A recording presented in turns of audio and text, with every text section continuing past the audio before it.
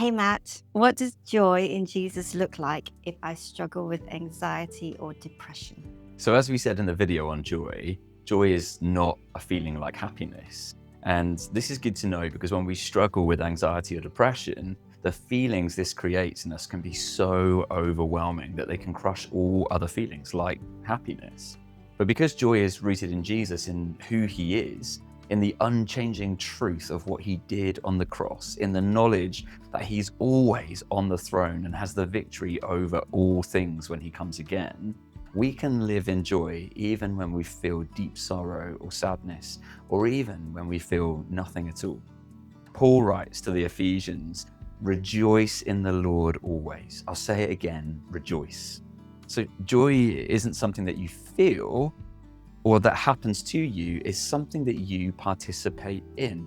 It's a command to rejoice in the Lord, something that you get involved with. Like going to work or going to school, you may not feel like doing those things, but we go anyway because the reward that they give is great.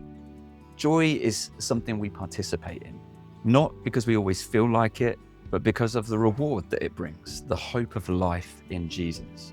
Paul goes on to say, don't be anxious about anything. The word anxious here in the Greek, it literally means to be pulled in two, to be split apart, to be pulled in opposite directions. So he's saying, don't let your anxious thoughts have the final say. They're real, right? But they don't need to pull you away from the one who is joy. How? Paul goes on to say, in everything, by prayer and petition, with thanksgiving, let your requests be made known to God.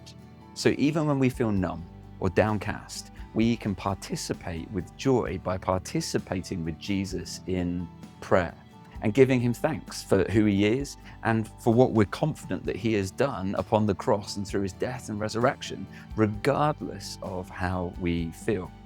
People struggle with joy when they're in hard times because of a couple of things. One of them is because we associate joy with happiness, which we've already said joy isn't that. And the other is because sometimes we don't lean into Jesus in the difficult times. We lean into wanting happiness and we don't discover it. But when we lean into Jesus, we discover him and we discover joy. Our joy is that no matter what we experience now, however hard, we are confident, we have faith that we will be raised up with Jesus in the new creation, where there is no more sorrow, sickness, sadness, sin, or suffering.